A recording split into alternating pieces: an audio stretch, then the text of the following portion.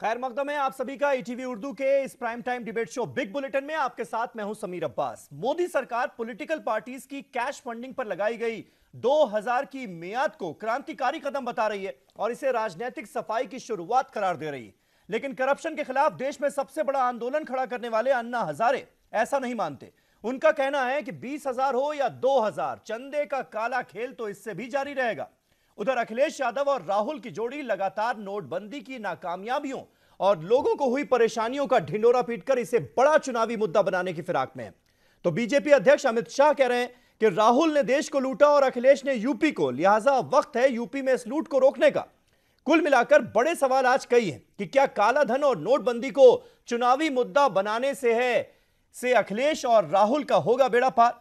2000 के चंदे की मियाद से क्या रुकेगा पार्टियों के काले धन का खेल, और आखिर अन्ना मोदी सरकार की काले धन के खिलाफ लड़ाई को क्यों मान रहे हैं बेमानी। इन तमाम सवालों पर हम करेंगे बातचीत अपने तमाम खास मेहमानों से, लेकिन सबसे पहले देखिए यह रिपोर्ट।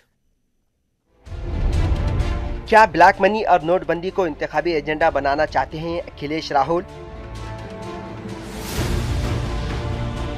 2000 के चंदे से क्या रुकेगा पार्टियों की ब्लैक मनी का खेल?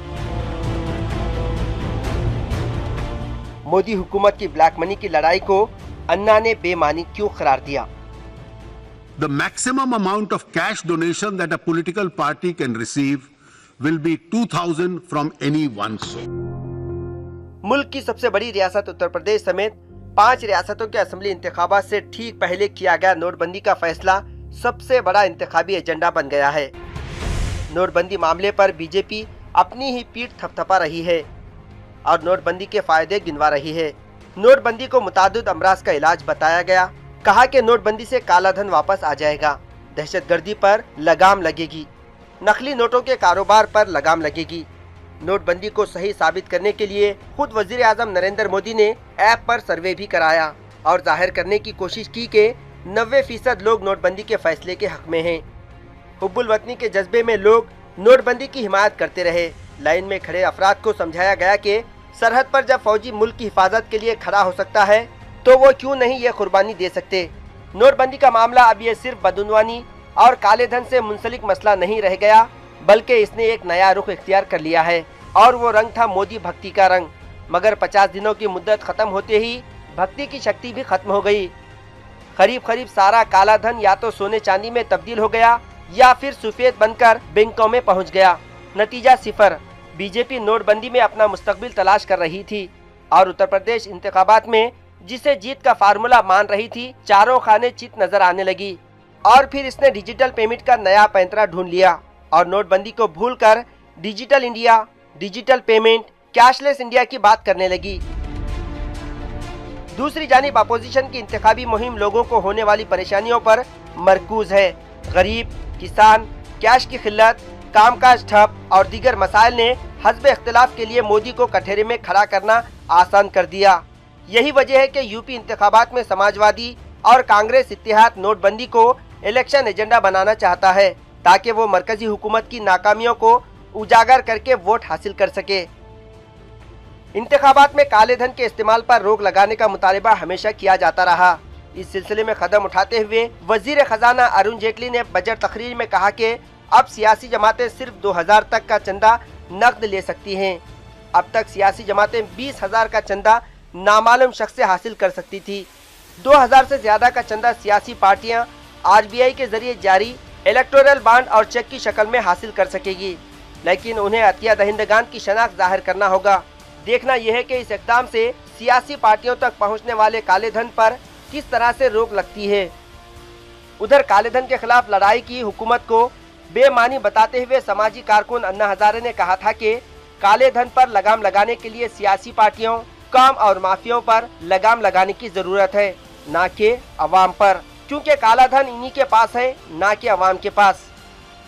Bureau report, ETV news. और हमारे साथ इस वक्त खास मेहमानों का एक पैनल जुड़ चुका है जिससे हम करेंगे इन तमाम सवालों पर बातचीत। हमारे साथ गोपाल कृष्ण अग्रवाल साहब मौजूद हैं जो कि नेशनल स्पोक्स पर्सन हैं भारतीय जनता पार्टी के। हमारे साथ डॉक्टर सरवत जहान फातिमा मौजूद हैं जो कि कांग्रेस पार्टी की स्पोक्स पर्सन है। पंखुड़ी पाठक हमारे साथ समाजवादी पार्टी की स्पोक्स पर्सन मौजूद हैं, इस डिबेट का हिस्सा हैं। डॉक्टर एमएच खान साहब जो कि लखनऊ से हमारे साथ मौजूद हैं, बीएसपी का पक्ष रखने के लिए, वो भी हमारे साथ इस डिबेट में हैं और वरिष्ठ पत्रकार सीनियर जर्नलिस्ट रिफत जावेद भी इस बहस का हिस्सा हैं। सबसे पहले गोपाल कृष्ण जी, आज जहां जहां राहुल गांधी और अखिलेश यादव की जोड़ी गई, नोटबंदी को एक बड़ा मुद्दा बनाने की कोशिश की गई, आपकी विफलताओं को गिनाया गया, नाकामयाबियों को गिनाया गया। नोटबंदी के दौरान यूपी की जनता ने जो जो परेशानियां सही, वो परेशानियां याद दिलाई गई। आपको लगता है कि ये आपकी पार्टी के खिलाफ एक बड़ा मुद्दा बन सकता है? क्योंकि आपकी पार्टी तो नाम नहीं ले रही नोटबंदी का कहीं भी, लेकिन विपक्ष इसको भुनाने की फिराक में है। नहीं, देखिए, नोटबंदी जहां तक है उसका हमने पहले से भी कहा हुआ है कि नोटबंदी एक बहुत महत्वपूर्ण कदम है, लेकिन जो हमारी भ्रष्टाचार और काले धन के खिलाफ लड़ाई है वह केवल नोटबंदी से नहीं वो है, उसके पीछे पूरा 2-3 साल का जो मोदी सरकार का हमारा कार्यकाल है, जिसमें सब चीजें हैं। बेनामी प्रॉपर्टी एक्ट में रेगुलेशन में चेंज लाना, जो उसके पहले इनकम डिस्क्लोजर स्कीम लाना, विदेशों के साथ है द्विपक्षीय कर नीति है, मॉरिशस, साइप्रस और जो सिंगापुर के साथ, उसमें बदलाव लाना, विदेशों में जमा धन के ऊपर एक्ट को चेंज करना, प्रिवेंशन ऑफ करप्शन में बदलाव के लिए अमेंडमेंट लाना, विजिल ब्लोअर प्रोटेक्शन एक्ट लाना और नोटबंदी लाना, और अब दीनदयाल गरीब कल्याण योजना लाना। तो यह सारी नहीं, अग्रवाल साहब, अखिलेश यादव ने आज साफ साफ आपकी पार्टी से पूछा है कि काले धन का हिसाब दीजिए। अभी तक ये क्यों नहीं बता रहे कि कितना काला धन आया आपके पास नोटबंदी के बाद? वो हिसाब मांग रहे हैं। वो कह रहे हैं कि सरकार के पास पूरे देश का पैसा है, इसे गरीबों को तो दीजिए जो गरीब परेशान हुए नोटबंदी के दौरान। अरे हाँ समीर भाई, काले धन का हिसाब तो अखिलेश यादव देंगे। जो आगरा से लखनऊ के में जो रोड बना उसमें कितना पैसा खाया, जो मथुरा में जमीन हड़प ली उसमें से कितना पैसा खाया, काला धन तो उनके पास है। भ्रष्टाचार बताएंगे कि नेशनल हेराल्ड में 5,000 करोड़ खा गए, उसका क्या किया ये वो बताएंगे। हम तो उस लड़ाई को, काले धन को एक्सपोज कर रहे हैं। आज जो हमारी मोदी सरकार हमें काले धन का हिसाब जवाब पंखुड़ी जी देना चाह रही हैं, हम इनको तो पकड़ेंगे। अग्रवाल साहब, पंखुड़ी जी इसका जवाब, ये जो अग्रवाल साहब जिस बात का जिक्र कर रहे हैं, कह रहे हैं काला धन मुद्दा तो बना रहे हैं अखिलेश यादव, लेकिन इस पर खुद गिर जाएंगे।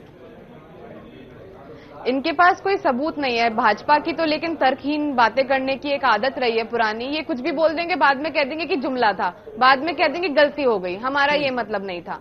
तो भाजपा जो है, ये लोग बातें बहुत अच्छी करते हैं, लेकिन इनकी बातें अक्सर खोखली निकलती हैं।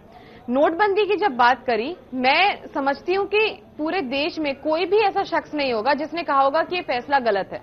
हमने भी उसका समर्थन किया, लेकिन जो चीजें सामने आई, आपने कहा हम नोटबंदी को मुद्दा बना रहे हैं। नोटबंदी मुद्दा है, उसको कैसे मुद्दा ना बनाए? जहां 200 लोगों की जान चली गई, इतने लोगों का नुकसान हो गया, 3 साल से जो किसान जिसकी फसल अच्छी तरह से नहीं उग रही थी क्योंकि इतनी ज्यादा कभी ओलावृष्टि होती थी, कभी बाढ़ आती थी, 3 साल बाद एक अच्छी फसल, एक उपजाऊ फसल हुई और उसके बाद उसको अपनी फसल जलानी पड़ी, सड़कों पर उसको फेंकने पड़े, अपने सारा जो भी उन्होंने उगाया सड़कों पे फेंकना पड़ा। जितना उनके पैसे लगे उतना भी वो नहीं। आप देखिए 30 पैसे किलो प्याज बेच रहा था किसान। तो इतनी बुरी जब हालत आ गई तो कैसे इसको मुद्दा ना बनाया जाए? और इन लोगों ने, जिन लोगों की जान गई, एक बार इसके लिए माफी तक नहीं मांगी, उनकी मदद करना छोड़िए। हमने राज्य सरकार से जितने भी लोगों की जान गई सबकी मदद करी। नोटबंदी कैसे मुद्दा नहीं है? आपने कहा, जो बातें आपने पहले कही कि काला धन वापस आ जाएगा, उस पर आपने कोई व्हाइट पेपर नहीं निकाला, किसी को नहीं पता काला धन वापस आया। फिर आपने कहा कि नकली नोट तो आपने सफेद कर दिए। कितने लोगों ने जाके अपने नहीं, मुझे बोलने दीजिए, मैं सारी काले धन के बारे में एक बार बोलना चाहती हूँ, हमारा चुनाव है। नकली नोट बैंकों में जाकर सफेद हो गए। फिर इन्होंने कहा कि आतंकवाद खत्म हो जाएगा। 2 दिन बाद आतंकवादियों के पास नए नोट पाए गए। और पहली बार शायद दुनिया के इतिहास में होगा कि जब एक आम आदमी के पास 2000 का नोट नहीं आया था, उस टाइम पे मार्केट में 2000 के नकली नोट आ चुके थे। तो कितनी, ठीक है, आपके हिसाब से कुल मिलाकर नाकामयाबियां ज्यादा हैं, इसलिए उसको बुनाने की कोशिश की जा रही है। डॉक्टर खान हमारे साथ मौजूद है लखनऊ से। डॉक्टर एमएच खान, नोटबंदी मुद्दा है, एक बड़ा मुद्दा है यूपी के चुनावों में इस बार, इसलिए जगह जगह इसका जिक्र हो रहा है। ये सवाल इसलिए आपके लिए और ज्यादा अहम हो जाता है क्योंकि जब नोटबंदी हुई थी उसके बाद से लेकर 50 दिनों तक सबसे ज्यादा जिस पार्टी को घेरने की कोशिश की गई वो थी बीएसपी। कहा गया कि सबसे ज्यादा काला धन तो इनके पास है।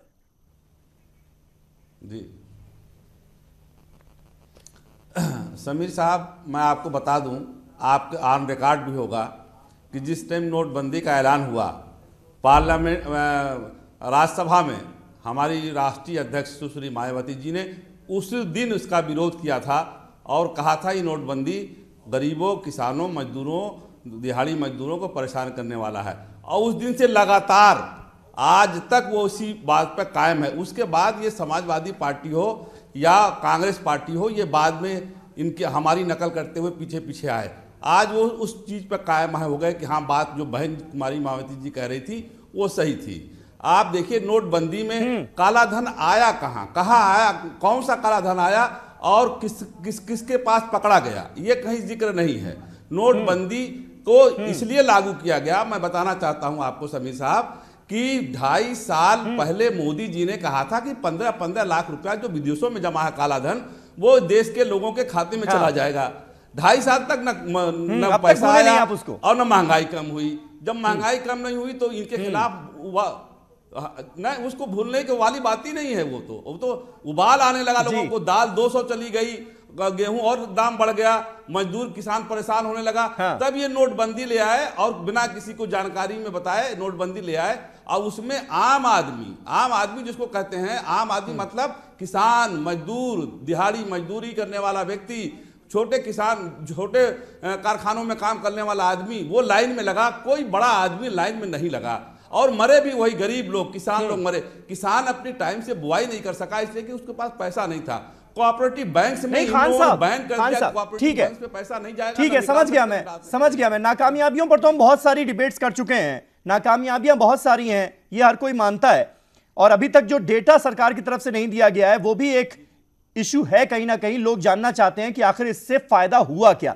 सरवतजान, मैं आपसे जानना चाहूंगा, ये जो काले धन की बात हो रही है, नोटबंदी के बाद जो फायदे हुए, क्या वो सरकार ठीक ढंग से बता नहीं पाई आपके हिसाब से, या फायदे हुए ही नहीं दरअसल, जिसको अब मुद्दा बनाया जा रहा है यूपी में? देखिए समीर, बहुत अच्छा मौका था सरकार के पास। अभी जब बजट पेश कर रहे थे हमारे वित्त मंत्री जी, पूरा लेखा जोखा वो आराम से रख सकते थे नोटबंदी के बाद हुए फायदे का। जो फायदे वो कह रहे थे, उन्होंने कहा था काला धन वापस आएगा, उन्होंने कहा था आतंकवाद खत्म हो जाएगा, उन्होंने कहा था बेरोजगारी खत्म हो जाएगी, उन्होंने कहा था पेट्रोल सस्ता हो जाएगा, उन्होंने कहा था महंगाई खत्म हो जाएगी। इन सारी चीजों में से तो कहीं कुछ नजर नहीं आया।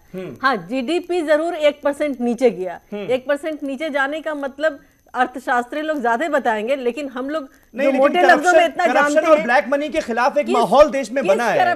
नोटबंदी के बाद ऐसा कहा जा रहा है, ये भी नहीं मानती आप? समीर, किस करप्शन, किस नोटबंदी से किस करप्शन और किस काले धन की बात बता रहे हैं कि जो माहौल बना है? हाँ, एक भरमाने की कोशिश जरूर की गई है कि 2 महीने 2.5 महीने से हम सब बैठ करके सिर्फ और सिर्फ नोटबंदी के बारे में बात करते हैं। आने वाले दिनों में जब हिंदुस्तान की अर्थव्यवस्था की बात होगी और उसका आकलन किया जाएगा तो हर एक आम आदमी के पैरों से जमीन खिसक जाएगी, जितनी हालत बुरी होने वाली है। क्योंकि अभी तो प्रधानमंत्री जी, हमारे वित्त मंत्री जी बहुत जल्दीबाजी में 2 महीना आगे करके बजट पेश कर दिए। जो डाटा 2 महीने बाद आता, मार्च तक आता, तो नोटबंदी का क्या मार्केट पे असर पड़ा है, थोड़ा सा आंकड़ा अगर आप देख लीजिए तो टेक्सटाइल में, सिर्फ टेक्सटाइल में 4 लाख नौकरियां गई हैं, लेदर में 60,000 नौकरियां गई हैं, जूट मिल में श्री हनुमान जूट मिल बंद हो गया है, 2500 और बेरोजगारी बेरोजगारी हो गई है।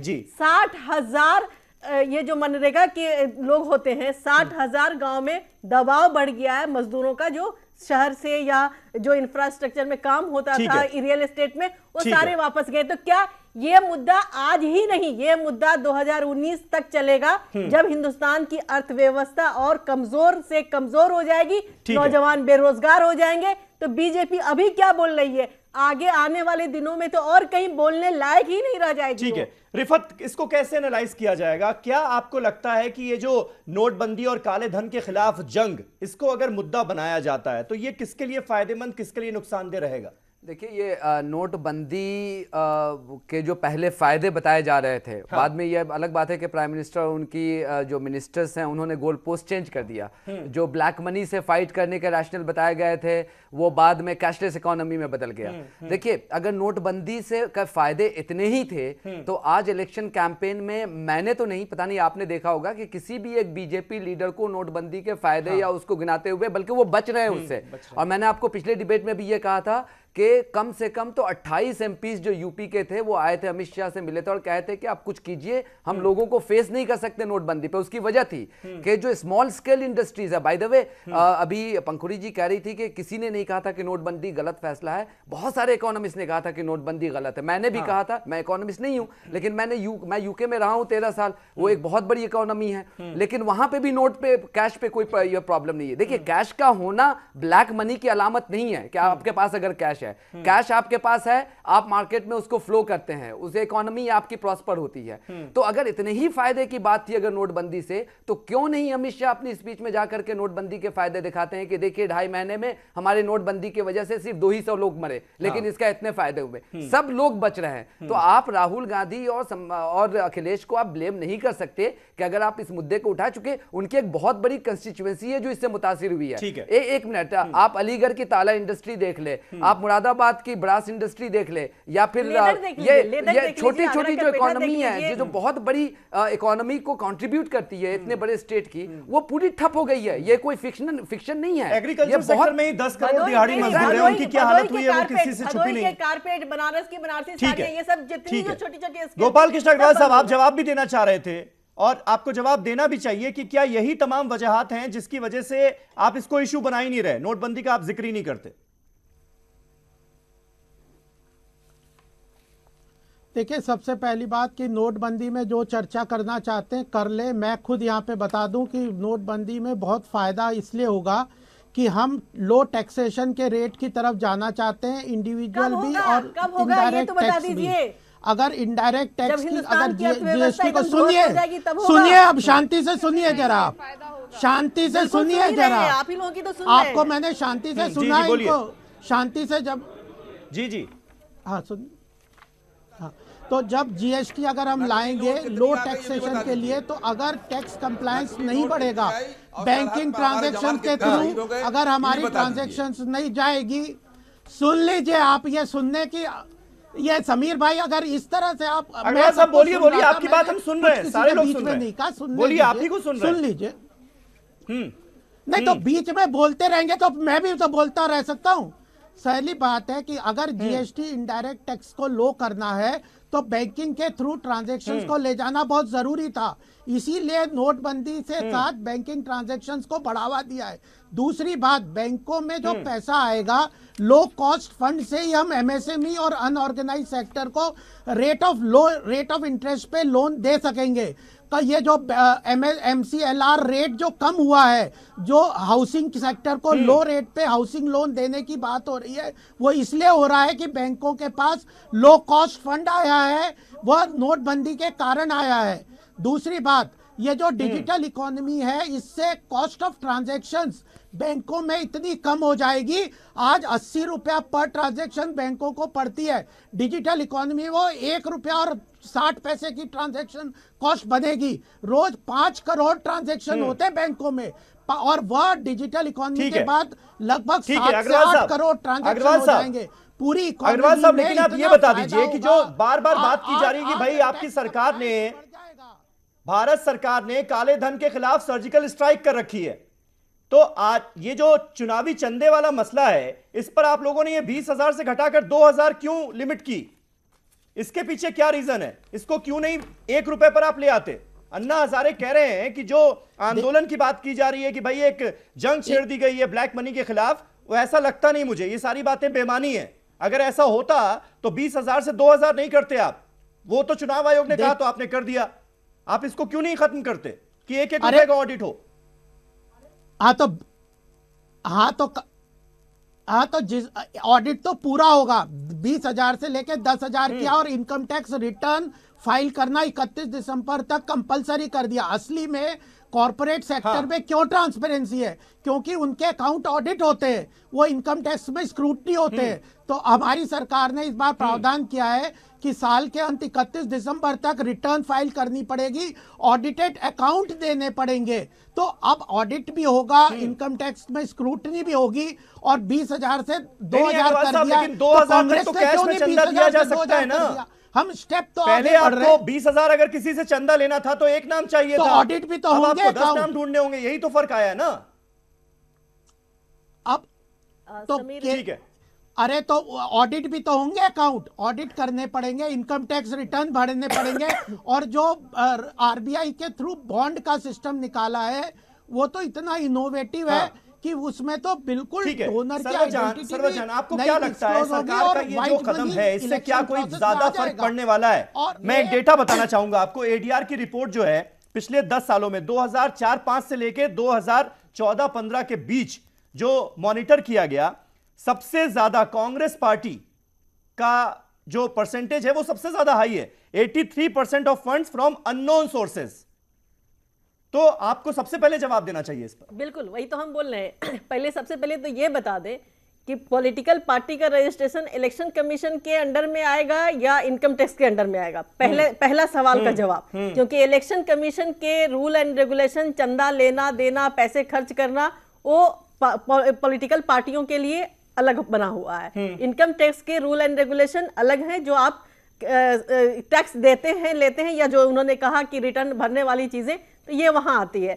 आरपीएक्स 1961 एक्ट 29C के अनुसार इलेक्शन कमीशन का ये है, चंदा जो है 20,000 तक वाली चीज जो आपने अभी बताया कि वो था, तो अब 2,000 इन्होंने कर दिया है। तो ये 2,000 और 20,000 में फर्क बताएंगे कि क्या उससे वो काले ब्लैक मनी या अननोन सोर्स को कैसे लगाम लगा पाएंगे? सेकंड आपने क्यों नहीं सोचा इसके बारे में? 10 साल जब आपकी सरकार थी तब क्यों नहीं सोचा गया? आज ये सरकार कदम उठा रही है, 20,000 से कम 2,000 तो किया गया। ये सिर्फ और सिर्फ आंखों में धोखा देने की कोशिश की जा रही है। एक साल पहले बीजेपी को 940 करोड़ चंदा आया, जिसमें 70% नकद और बेनामी थे।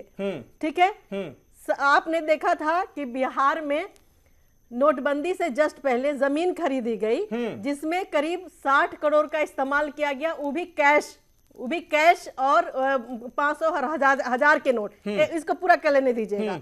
जबकि जून 2015 से इनकम टैक्स का एक इनकम एक्ट लागू हुआ है, 269 TC, जो खुद प्रधानमंत्री जी ने इसको लागू कराया है, जिसमें 20,000 से ज्यादा नकद का इस्तेमाल जमीन के खरीद पे नहीं किया जा सकता, सिर्फ किसानों को एग्जाम्प्ट किया गया था। तो बीजेपी कब से किसानी करने लग गई कि उनको सारी की सारी प्रॉपर्टी कैश से खरीदने की जरूरत है। पंखुड़ी जी, समाजवादी पार्टी का इस पर क्या रिएक्शन है? क्या इससे बहुत हालात बदलेंगे? क्या 20,000 से जो लिमिट 2,000 की गई है, क्या ये जो चुनावी चंदे में काले धन का जो खेल होता है, जिसकी जानकारी हम सबको है, क्या ये जारी नहीं रहेगा या कोई फर्क पड़ेगा? और आपकी पार्टी का स्टैंड क्या है? देखिए, भाजपा ऐसी बातें करने में माहिर है जो लोगों को सुनने में अच्छी लगती है। जब वो उसको किसी भी तरह से समझा नहीं पाते कि इसका क्या फायदा है क्या नहीं है, तो ये कहते हैं कि देशभक्ति में कर लीजिए, लाइन में खड़े हो जाइए, देशभक्ति में खड़े हो जाइए, मर रहे हैं देशभक्ति में मर जाइए। तो ये आज भी जो एक बात आप देखिए, जो पार्टी ये कह रही है कि हम रिफॉर्म ला रहे हैं, और रिफॉर्म इन्होंने शुरू से कहा कि हम बहुत बड़े बड़े रिफॉर्म लाएंगे, तो ये वही पार्टी है जिसने तमाम पूरे देश भर में जमीनें खरीदी। उत्तर प्रदेश में चुनाव के प्रचार के लिए न जाने कितनी मोटरसाइकिल, कितने वो वैन एलसीडी वाले वो सब खरीदे, और इनके पास जवाब नहीं था। जब इनसे पूछा गया किसके हैं, तो ये बताने को तैयार नहीं थे कि हमारे हैं। ये सारी चीजें तो आपकी पार्टी ने भी खरीदी ना। यही तो दिक्कत है। यही तो पॉलिटिकल पार्टी जाहिर नहीं करना चाहती कि उनके पास इतना चंदा आ कहां से रहा है। मेरी बात सुनिए, जो इन्होंने किया है, मैं वही कह रही हूँ कि पूरा का पूरा ये एक दिखावा है। जो 20,000 रुपए में आप पर्ची काट के कर सकते थे, तो 2,000 रुपए में आप 10 पर्ची काट दीजिए, इससे कोई फर्क नहीं आ रहा है। लेकिन क्या है कि एक पॉलिटिकल माइलेज मिलती है कि देखिए हमने काले धन पे रोक लगा दिया। तो ये सब एक दिखावा है। और मुझे लगता है अब इन्होंने जो इलेक्टोरल बॉन्ड की बात करी है, उसमें भी डिस्क्लोज करना जरूरी नहीं है कि किसने दिया। तो मुझे लगता है बहुत सारी चीजें, बहुत सारे लूप होल्स हैं, और जिन चीजों को लेकर हमेशा ये करते हैं, अगर इतने ही ये रिफॉर्मिस्ट हैं तो आरटीआई के अंडर लाए हैं ये पार्टीज को सारी। इन्होंने एफसीआरए में अमेंडमेंट किया जिसके तहत बाहर से दूसरे देशों से करेंगे, क्यों नहीं करेंगे? देखिए, कोई भी अच्छी चीज का सब समर्थन करेंगे, बात सिर्फ इतनी है कि किसी को भी नाजायज फायदा नहीं मिलना चाहिए। और ये वही भाजपा है, चुनाव आते ही जो सारे अखबार रंग देती है। इतना पैसा इनके पास कहां से आता है? दिल्ली के चुनाव हमें याद है, पूरे अखबार फ्रंट पेज कितने लाखों करोड़ों रुपए इन लोगों ने लगाए नेगेटिव एडवर्टाइजमेंट पे। पूरा फ्रंट पेज इन लोगों का पूरा रंगा होता था हर अखबार का। तो जो सबसे ज्यादा काला धन इस्तेमाल करती है ये वही party. Doctor M H Khan, जो दावा किया जा रहा है कि भाई ये जो राजनीतिक जमात है इसकी सफाई की शुरुआत कर दी गई है इस फैसले के तहत, क्या मानते हैं आप इस बात को? और ये सफाई आगे भी जारी रहनी चाहिए? नहीं समीर जी देखिए, ये 2000 की जो बात कह रहे हैं कि 2000 लिमिट कर दिया गया है, तो 2000 आम आदमी के ऊपर भी इनकम टैक्स लागू नहीं होता है। 2000 पर किसको इनकम टैक्स लागू हो रहा है? 2000 रुपया अगर कोई आम आदमी भी किसी को देता है, लेता है, तो उसको इनकम टैक्स से छूट मिली हुई है। तो ये तो बिल्कुल आंख में बिल्कुल बेवकूफ बनाने वाली बातें हैं। नहीं, दूसरी बात ये आज ये कह रहे हैं कि 2000 तक का हमने कर दिया है। के लिए किया गया है ना। लखनऊ में मैं रहता हूं, आपकी पार्टी जैसे बताती है कि सारा पैसा जो है वो अननोन सोर्सेज से आ रहा है। हमारी पार्टी को फर्क नहीं पड़ता, हमारी पार्टी सारा चंदा हमारे पास आ रहा है, इसलिए हमको कुछ बताने की जरूरत नहीं कि कहां से आया, किसका आया। तो अब आपकी लिमिट तो बन गई ना, 2000 से ज्यादा चंदा आप नहीं ले पाएंगे किसी से। हाँ समीर साहब, मेरी कैश में नहीं, समीर साहब मेरी बात सुन लीजिए। हमारा चंदा जो है 1 रुपये से लेकर के और 20 रुपया और 100 रुपये 2000 10,000 तक का है। ये बिल्कुल साफ हमारा लिखा हुआ है। हमारे पे कोई फर्क नहीं पड़ता। जो लोग 8,000 करोड़ 9,000 करोड़ रुपया चंदा लेते हैं, धन्ना सेठों से जो चंदा लेते हैं, उनके ऊपर असर अगर डालने वाली बात होती तो समझ में आता। वो धन्ना सेठों को छूट दिए हुए हैं कि धन्ना सेठ इस तरीके से घुमा के हमको दे देगा, और छोटी पार्टियां जो हैं जो अपना काम करती हैं उससे करती रहेंगी। तो हमारे ऊपर तो कोई असर नहीं पड़ने वाला, क्योंकि हमारी पार्टी जमीनी पार्टी है और हमारे कार्यकर्ता, हमारे एमएलए, हमारे एमपी हमारी पार्टी को फंड देते हैं। मैं वही बात दूसरी बात कह रहा था कि देखिए, आज मैं लखनऊ में हूं, लखनऊ के जितने अखबार हैं, 20 अखबार 30 अखबार हैं, फ्रंट पेज और बीच का पेज पूरा भारतीय जनता पार्टी का विज्ञापन से पटा पड़ा हुआ है। ये पैसा कहां से आ रहा है? ये पैसा कौन दे रहा है?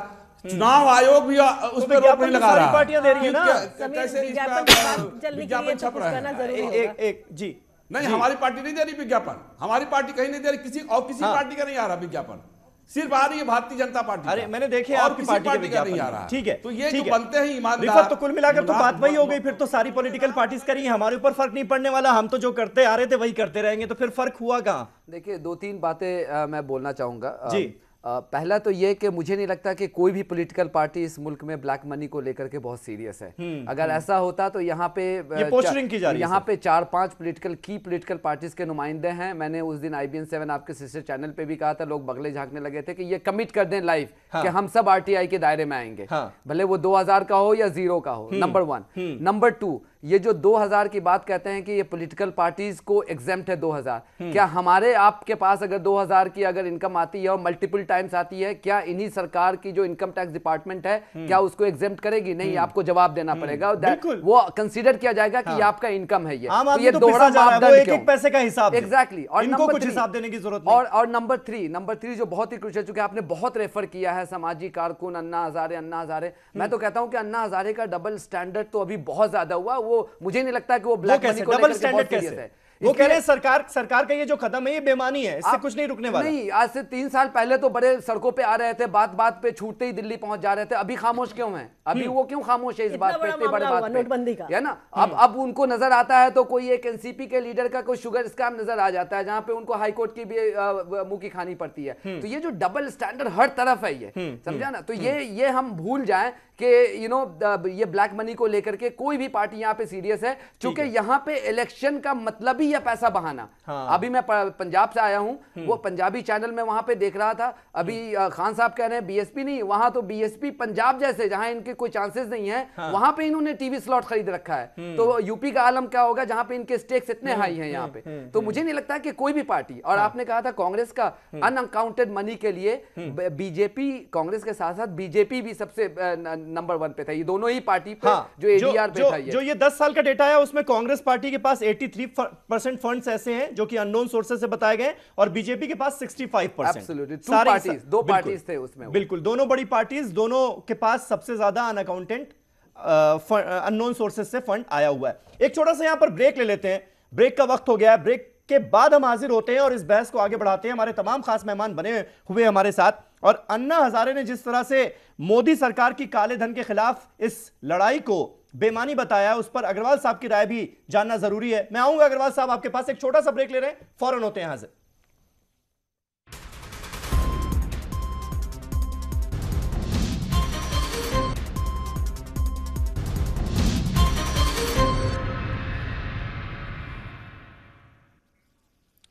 तो 2000 के चंदे से क्या रुकेगा पार्टियों के काले धन का खेल? यह है हमारा आज कई सवालों में से एक सवाल, और अन्ना हजारे ने भी इसको लेकर सवाल उठाया है, उस पर हम जिक्र कर रहे थे ब्रेक से पहले। गोपाल कृष्ण अग्रवाल साहब, आप जवाब देना चाह रहे थे, और जो डेटा मेरे पास है वो साफ कहता है कि दूसरी बड़ी पार्टी जिसके पास सबसे ज्यादा चंदा आया अननोन सोर्सेज से, अग्रवाल साहब सुन रहे हैं ना, दूसरी सबसे बड़ी पार्टी है बीजेपी, जिसके पास 65% सुन रहे 65% चंदा जो है वो अननोन सोर्सेज से आया। तो कुल मिलाकर तो यही माना जाए ना कि आप लोग चाहते हैं, आप ही की पार्टी नहीं, सारी ही पार्टियां चाहती हैं कि ये जो अननोन सोर्सेज वाला पैसा है वो कहीं बंद ना हो जाए, इसलिए ये 2000 की लिमिट छोड़ी गई है।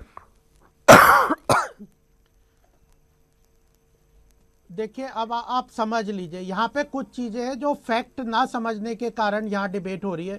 पहली बात कि जो पॉलिटिकल पार्टी है उनकी इनकम टैक्सेबल है ही नहीं, तो हाँ, तो जो पॉलिटिकल पार्टी है उनकी इनकम टैक्सेबल है ही नहीं, तो लेने वाले को समस्या नहीं है। ये समस्या थी काले धन के देने वालों की, क्योंकि काले जो डोनर है वह सफेद धन नहीं दे सकता था, वो काला धन देता था। हम तो जितना मर्जी ले ले, हमें कोई दिक्कत थोड़ी है, हमारे पास तो पैसा आएगा, और हम अगर हमारे पास तो यही तो कहा जा रहा है ना कि टैक्सेबल क्यों नहीं है पॉलिटिकल पार्टीज की इनकम लेने की दिक्कत नहीं, आपको टैक्स क्यों ना देना पड़े, और इस देश के हर बाशिंदे को टैक्स क्यों देना पड़े? पहले पूरी बात, आरटीआई के दायरे में आप लोग क्यों नहीं आते? अरे अब डिबेट को दूसरी तरफ मत ले जाओ समीर भाई, अभी डिबेट को दूसरी तरफ नहीं ले जाओ। मैं काले धन की बात कर रहा हूं, अभी काले धन की बात करते। हाँ, तो काला धन आ रहा है ना, 2000 का तो कैश अलाउड है। जो देने वाले थे उनकी इसीलिए, अरे सुनिए तो सही, इसीलिए ये जो बॉन्ड का स्कीम लाए हैं ये बहुत इनोवेटिव है। इसमें डोनर अपनी आइडेंटिटी बिना बताए अपने ब्लैक, ये जो व्हाइट मनी है, चेक के थ्रू मनी बॉन्ड लेके बेयरर बॉन्ड को वो किसी भी पार्टी को दे सकता है। तो यह जो काले धन की समस्या है ये बहुत हद तक ये बेयरर बॉन्ड से खत्म हो जाएगी। इस बात को ना समझ के केवल इस बात को 20,000 से 2,000 तो करा, कम से कम ये कह सकते हो कि 2000 भी कम कर सकते हैं, ठीक है, मैं एग्री करता हूं, लेकिन वो तो इलेक्शन कमीशन ने कहा था आपसे से आप 20,000 की लिमिट चला रहे थे, आप उसका स्वागत तो करिए। हाँ, तो स्वागत तो करिए, स्वागत तो करिए उस बात का कि 20,000 की बिल्कुल स्वागत योग्य कदम है, स्वागत योग्य कदम है आपका। ये 20,000 से आपने 2,000 तो किया, लेकिन 2,000 भी क्यों छोड़ा? और ये तो आपने एक विंडो छोड़ दी ना अग्रवाल साहब। और एमएच खान साहब, क्या आपको लगता है कि कुछ ये जो विंडो छूटी है इसका तो फायदा उठाएंगे ही ना लोग? फिर 2,000 तक कैश तो कितने भी लोग ले लें, दे दें। समीर भाई एक मिनट, नहीं, इसका फायदा तो ये इन लोगों ने बिल्कुल सोची समझी चाल के तहत ये फैसला लिया है। इसमें कोई पारदर्शिता नहीं है, कुछ नहीं है, ये सब नाटक है इनका। और ये जो गरीब तबके के लोग हैं उनके राहत के बारे में कुछ बात नहीं करते हैं, किसानों के बारे में कोई बात नहीं करते हैं। नोटबंदी, काला धन अभी भी गरीब किसान सोच रहा है कि अब मोदी जी कुछ दे देंगे, 1 लाख दे देंगे, 50,000 दे देंगे। बीच में मोदी जी बोलते रहते हैं ये काला धन आएगा तो हम इसको अभी गरीबों में उसका इस्तेमाल करेंगे, क्या इस्तेमाल करेंगे आपकी बात सकते हैं। और काला धन है, चलिए खान साहब सुन लीजिए, अग्रवाल साहब जो रह गई बात वो भी बोल लीजिए, नाराज मत होइए। नहीं, आप पहले बात सुनिए, पहले आप मेरी बात सुनिए जल्दी से, 10 सेकंड। आप 5-5 लोगों को बिठा के 5 प्रश्न करोगे और हाँ, तो सुनिए आप ही अपनी बात बताइए, मतलब 1-to-1 करना चाहिए भाइयों बहनों मित्रों। नहीं बता रहे। हाँ, अग्रवाल साहब डिबेट है ये, पहले सारी पॉलिटिकल पार्टीज के नुमाइंदे रहेंगे। लोगों को बिठा के आप सुनिए, हाँ सुनिए मतलब पहले। 5-5 लोगों से नहीं मतलब तो बिल्कुल, तो आप फिर बोलने दीजिए ना फिर हमें। आप हमें पांचों। अग्रवाल साहब, आपने अपनी बात रखी, सबसे ज्यादा इस सेगमेंट में अभी तक आप ही बोले हैं। कांग्रेस इतना नाराज मत हुआ कीजिए, नहीं, सबकी सबकी सुनने का मादा रखिए भाई जी।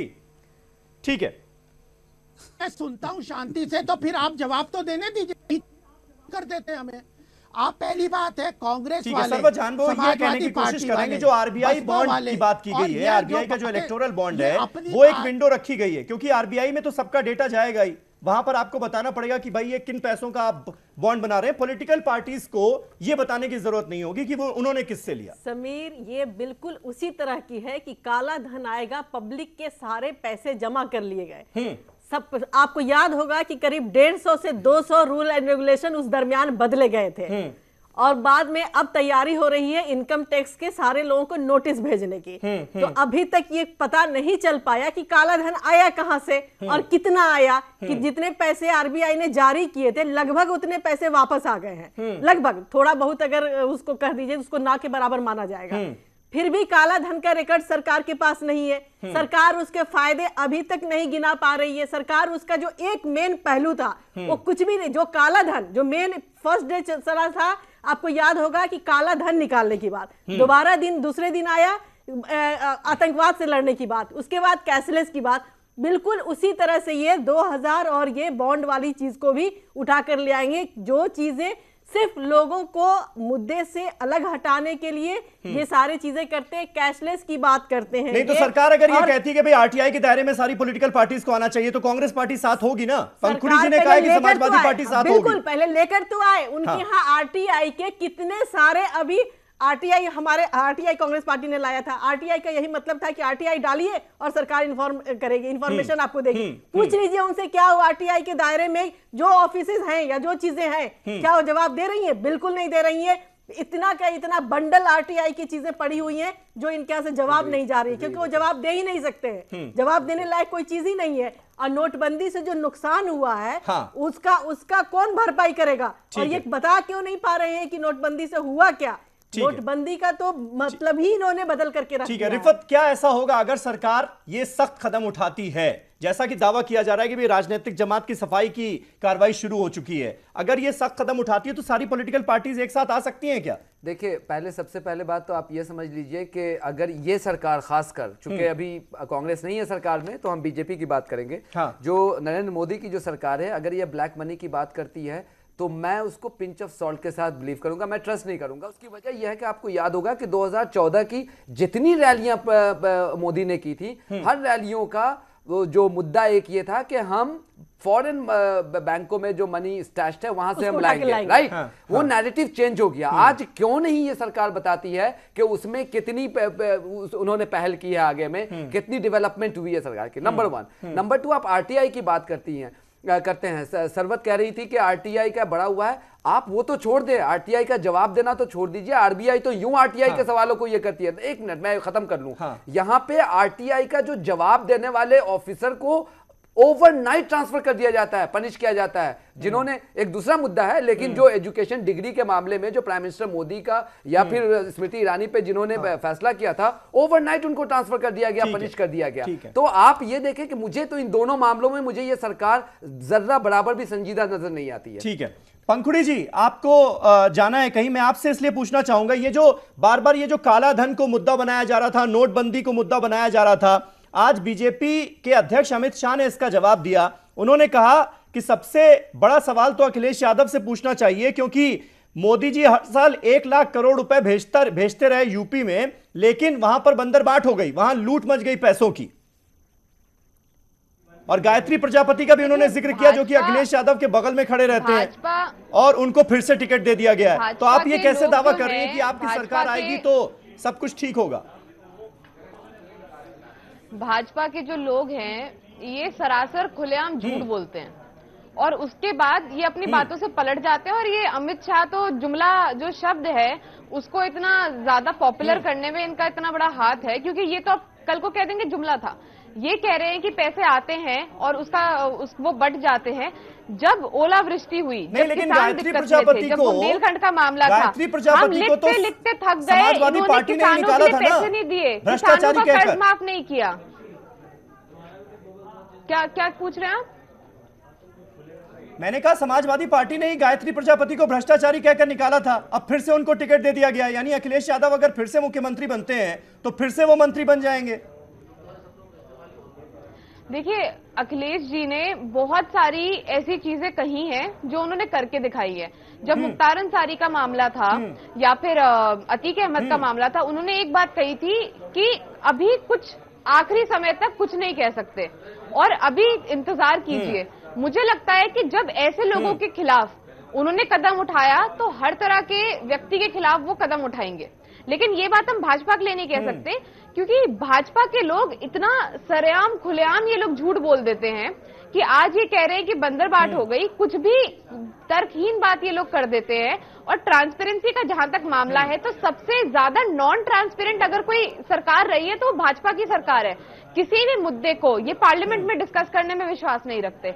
आरटीआई की जैसी मैं सुन रही थी, बात हो रही है, आरटीआई एक इतना बढ़िया एक कदम था और उसको एक कदम आगे इनको ले जाना चाहिए था, लेकिन इन्होंने आरटीआई में इतने अड़ंगे डाल दिए। आज आरटीआई का आप देखिए, उसका जो उपयोग होना चाहिए था वो नहीं हो रहा। आरटीआई खुल के आदमी अगर डालता है उसे जवाब नहीं मिलता, बोलते हैं कि सरकार ने रोक दिया, सरकार नहीं चाहती कि जवाब दे। तो ट्रांसपेरेंसी के नाम पे तो पूरा का पूरा धोखा किया है सरकार ने जनता के साथ।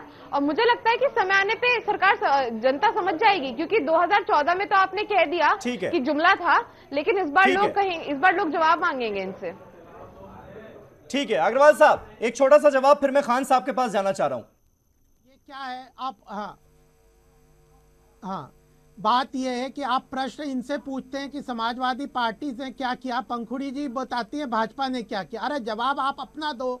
आपने गायत्री प्रजापति को भ्रष्टाचारी कहा, क्यों ले लिया?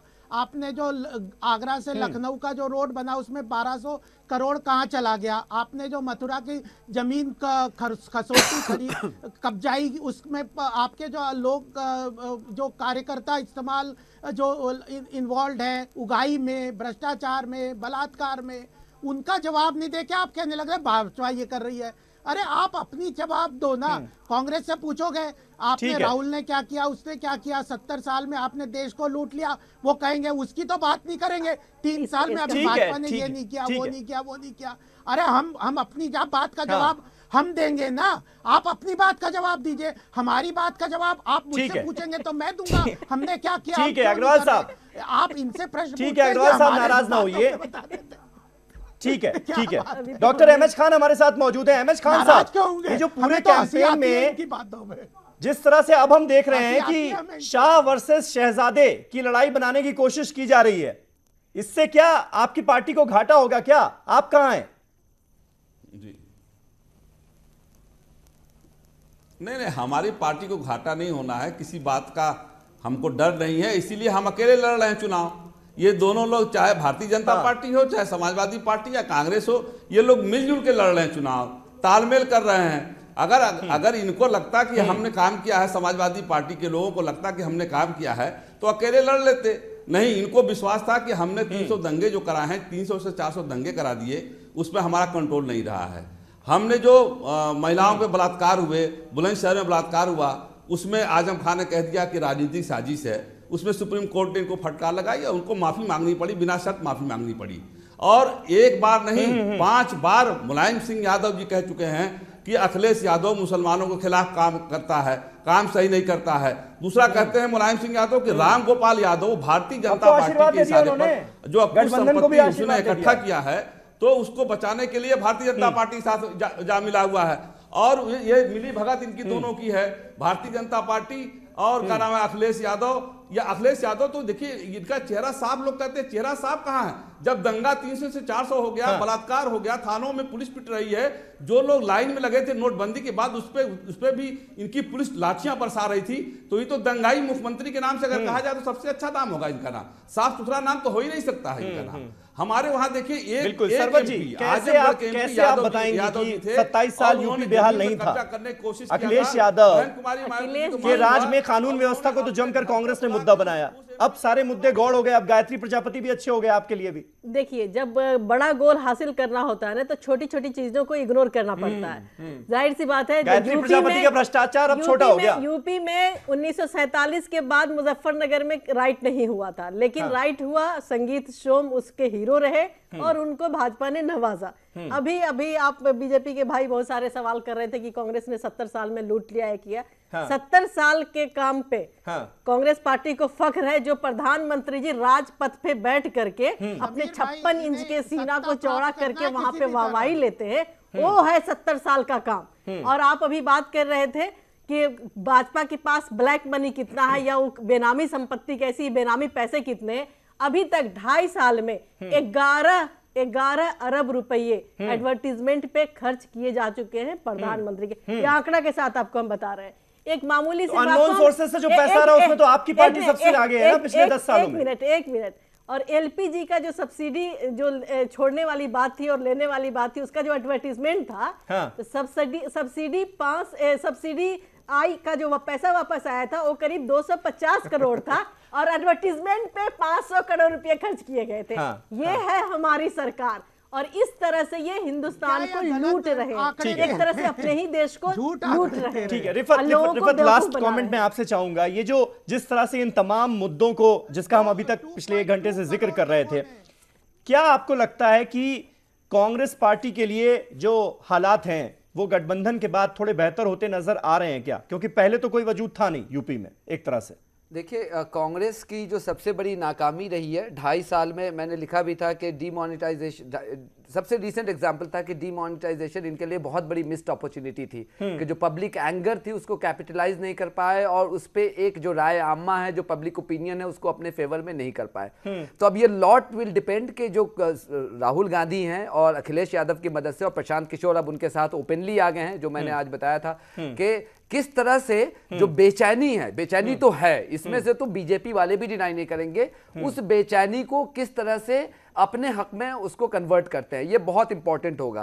अब ये शुरू हो गया, आज उनका दूसरा रोड शो था, लेकिन यह है कि आने वाली ज्यादा वक्त नहीं है, पहले फेज में 11 तारीख को पहला फेज का इलेक्शन हो रहा है, तो अब उनके उसमें यह पहले दूसरी चीज जो उनके लिए बहुत बड़ा चैलेंज है कि जो बीजेपी के लीडरों की तरफ से बहुत एक्सप्लिसिट कोशिश हो रही है इसको पोलराइज करने की, उसको कैसे काउंटर करते हैं, बिकॉज इलेक्शन कमीशन तो टूथलेस है, वो कुछ नहीं करेगा, तो उसको काउंटर कैसे करते हैं लोगों के इसमें जाकर के, वरना वो कैराना वाला इशू या धौलाना वाला इशू ये कहीं बहुत बड़ा डेंजरस शक्ल अख्तियार न कर ले।